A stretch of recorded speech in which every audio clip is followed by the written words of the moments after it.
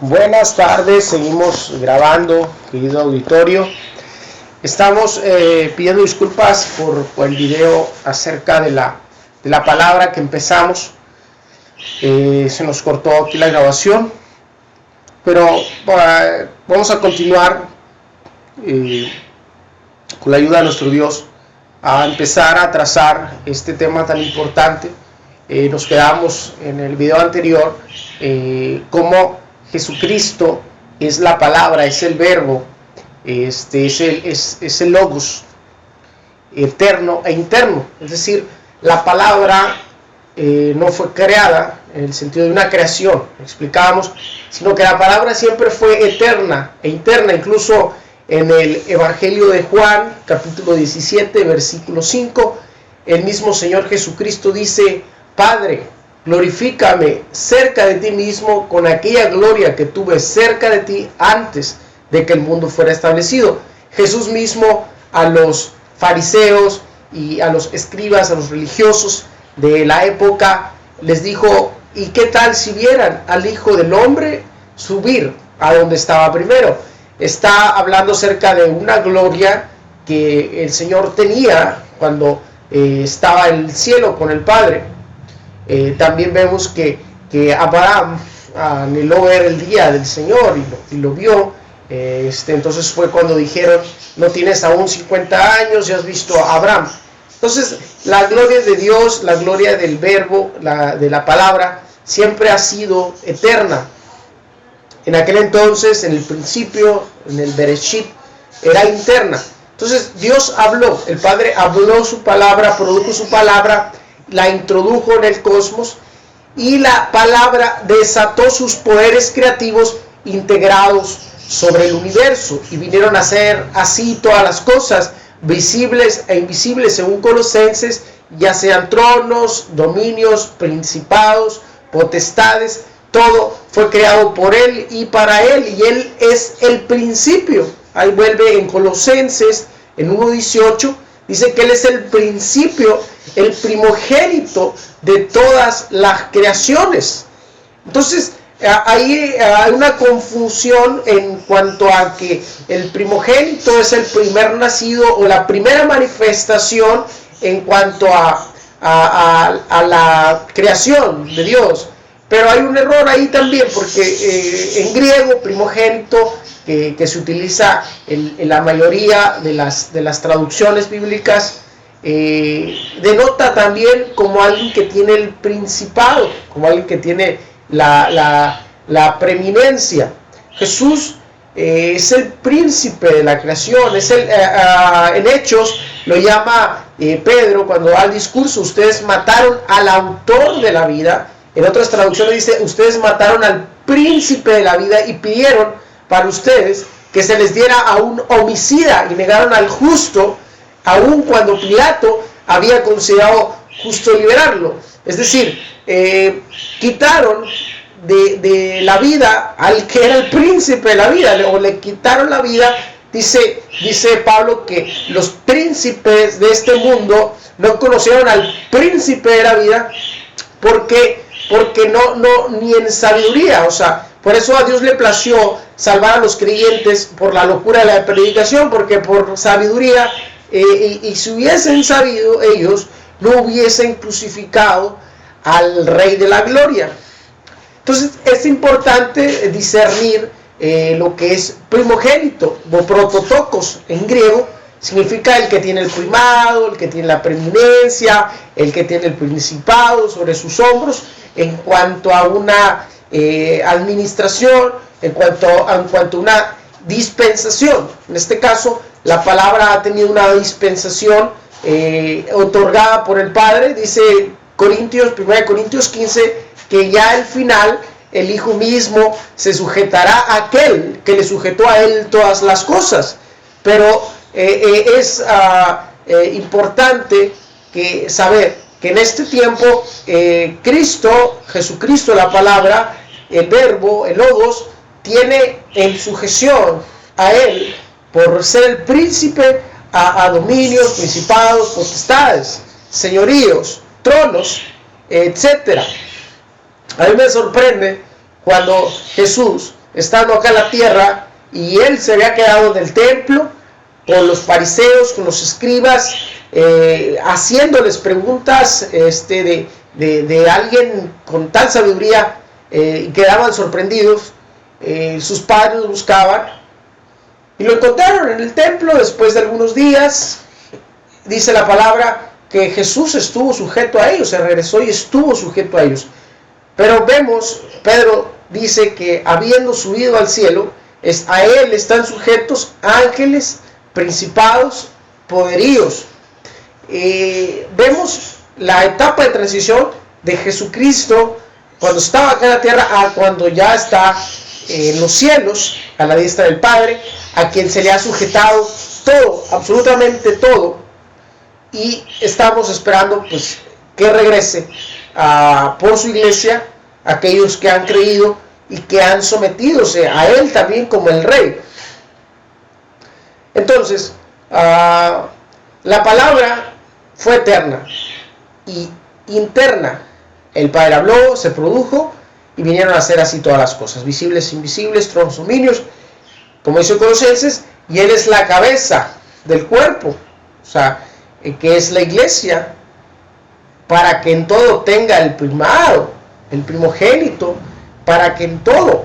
Entonces, no podemos decir que Jesús es el obrero maestro, que es el que puso la piedra angular, como el ingeniero. No, o sea, Él es el Dios todopoderoso, siempre existente, eterno.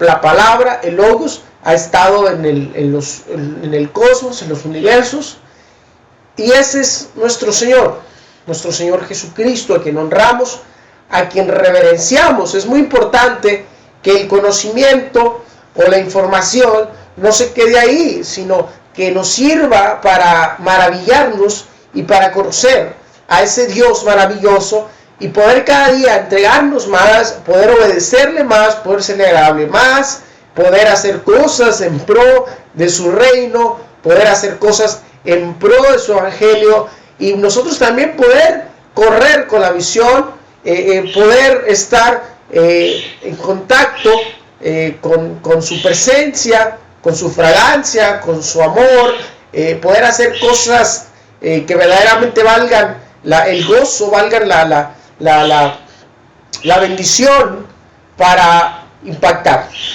Entonces la palabra de Dios, palabra que está operante en ustedes los creyentes, dijo Pablo, es la misma palabra que fue hablada, que Pablo mismo dice en 2 Corintios capítulo 4, que el mismo Dios que ordenó, o sea, que mandó que de las tinieblas resplandeciera la luz, es el mismo que mandó, o es el mismo que ordenó para que fuésemos iluminados con el conocimiento de la gloria de Dios en la persona de Jesucristo. O sea, seamos iluminados con el conocimiento de la gloria de Dios en el verbo, o sea, en la palabra, en el logos. Nosotros somos alumbrados. La palabra es necesaria para que tú seas alumbrado, dijo el salmista.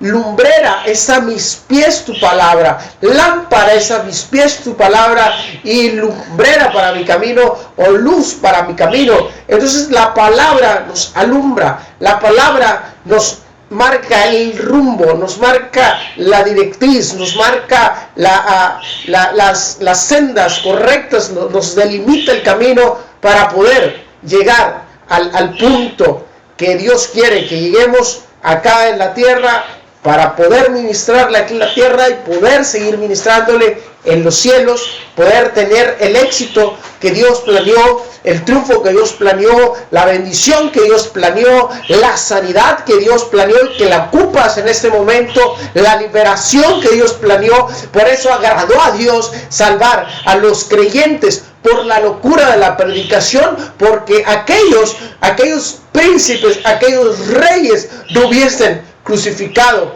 al Rey de la Gloria si lo hubiesen conocido, si hubiesen conocido el poder de esa palabra, si hubiesen conocido o hubiesen experimentado tan siquiera un poco de lo que era capaz de hacer de liberar esa palabra en sus vidas, nunca lo hubiesen crucificado. Si tú hoy has adquirido una noción de lo que es la palabra, o has sentido el toque del Espíritu Santo por medio de este mensaje, por medio de la palabra, yo te invito hoy a que hagas una confesión de fe y digas, tú que nunca la has hecho, y hagas un compromiso con el Señor de la gloria, con el Señor que es la palabra, con el Señor que es el verbo. Entregues tu vida en sacrificio vivo, santo, agradable, en culto racional, no en un culto desracional, o un culto que no tiene un sentido, que no tiene una disciplina, que no tiene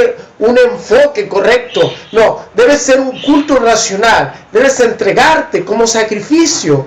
Muchas veces hay que padecer para poder merecer. Hay un dicho que dicen nuestros abuelos, que dicen nuestros padres, que dice la sociedad: hay que padecer para merecer. Hay algo de eso. En todos los aspectos requerimos disciplina. Dice Pablo en Hebreos, en el capítulo 12, que ninguna disciplina al presente es causa de gozo, sino de tristeza. Pero después, repite conmigo, después, otra vez, después da frutos. Sí, da frutos apacibles de justicia en aquellos que han sido ejercitados en ella, es decir, en la disciplina. Si tú te ejercitas como el atleta, como el luchador, como el que practica algún deporte, ya sea fútbol, básquetbol, tú vas a adquirir los frutos en el futuro. Después tú adquirirás la determinación, la fuerza, la consistencia para poder ser tú el ganador en tal competencia. Así Pablo comparó la vida cristiana, que el que corre en el estadio de la verdad, todos corren, pero uno lleva el premio. Los que luchan, dice, de todo se abstienen. Eso es algo cierto. Se abstienen de comer grasas, se abstienen de desvelarse, se abstienen de tantas cosas para poder ser vencedores. Y dice, de esta manera corro, no como a cosa incierta, yo corro por una corona incorruptible, de esta manera peleo, no como quien golpea al aire. Antes, dice Pablo, golpeo mi cuerpo. Antes golpeo mi cuerpo y lo someto a servidumbre. Eso es algo hermoso. Someter a servidumbre, está pensando que debe estar sometido al Rey de Gloria. Someto a servidumbre, no sea que yo, habiendo enseñado a otros, venga a ser reprobado. Es muy importante estar atentos a no ser descalificados, a no ser reprobados. En la primera de Juan exhorta a que no perdamos lo que hemos ganado, sino que recibamos galardón completo. Es muy importante eso. No detenernos, no quedarnos a mitad del camino, a la mitad de la carrera. No podemos bajar la guardia. Dice Pablo en Hebreos capítulo 10 que no somos de los que retroceden para perdición, sino que somos de la fe que preserva nuestra alma. Porque el que retrocede, Dios no se agrada de él. Así que sigamos adelante. Esa es una invitación a aquellos que están aceptando ahora a Jesucristo como su Señor y como su Salvador, pero no como aquellos que hacen una confesión y se olvidan, no, sino como aquellos que van a hacer una confesión, pero que van a tener también una disciplina. Y les repito, para esas personas que están escuchando hoy, digan: hay que padecer para merecer. Y déjeme decirle, cuando vengan los frutos de tal disciplina, la disciplina espiritual, la disciplina de estar en Dios, la disciplina de una comunión con Dios, la disciplina de escoger mejor estar a solas con Dios en su palabra eterna e interna, la disciplina de estar compartiendo el evangelio con otros, la disciplina de estar esforzándose, de ser disciplinado en cuanto a su labor, en cuanto a sus proyectos, de dar testimonio, de ser íntegro, de dejar las vistiadas, las drogas y todo aquello que desagrada a Dios y que mete en complicaciones tu cuerpo mismo y tu integridad. Cuando dejes de hacer eso, vas a empezar a gozar de esos frutos, y después da frutos apacibles y de justicia en los que se ejercitan en ella, en la disciplina. Entonces, no es como acepto, sí, acepta, pero comprométete. ten una disciplina. Jesús predicaba de esta manera: arrepiéntanse, porque el reino de Dios se ha acercado. Pedro decía: arrepiéntanse y conviértanse. Es importante tornar nuestra vida, nuestros hábitos, nuestras maneras de nuestro modus vivendi, eso que nos viene dando los mismos resultados de amargura, de incertidumbre, de temores, de enfermedad, de escasez, de pobreza, de miseria, de todo aquello que nos quiere poner en el pozo de la depresión, que es la mentalidad y es el trabajo de Satanás, ponerte en el pozo de la depresión, porque para eso vino a matar, robar, destruir. Pero Jesucristo ha venido a darte vida, y vida en abundancia. Viene a darte vida y lo que es mejor. Es importante que tú sepas que Él está pendiente de tus necesidades y que nada te faltará. Pablo lo dijo en Hebreos, también en el capítulo 12, que Él nunca nos dejará y nunca nos desamparará, de tal modo que podamos decir: el Señor Dios Todopoderoso, Yahweh, Jehová de los ejércitos, es mi ayudador. No temeré a lo que el hombre me pueda hacer. Así que tu corazón esté rebosante, esté agradecido, esté lleno de júbilo, esté lleno de ese entusiasmo para buscar a esa palabra, a ese verbo, a ese logos que te estoy hablando. Bereshit bara Elohim Aleph Tau. En el principio produjo Dios su palabra, el verbo, el logos, el A, la Z, el alefato arameo, Aleph Tau. En el principio creó Dios los cielos y la tierra, pero antes de eso produjo su palabra, y esa misma palabra es la que vino a darte redención, a morir en la cruz del Calvario, y que esa sangre derramada tiene en ti ahora una efectividad que nunca nadie en el mundo y en la historia de los universos pudo generar jamás. Solamente Jesucristo pudo generar, por medio del derramamiento de su sangre, esa redención, esa redención eterna que tú ocupabas. ¿Qué más quieres para entregarte con todo a tu Dios? Aparte, alcanza otras secciones de tu vida en cuanto a estar entusiasmado siempre. Jesucristo no milita con la pasividad. Déjame decirte eso, que es la concepción que el diablo ha querido meter en las mentes, de que el cristiano es pasivo. No, hay muchas cosas por hacer y hay muchas cosas en que gozarnos sin la necesidad de drogarnos, de meternos alcohol, ni nada de eso.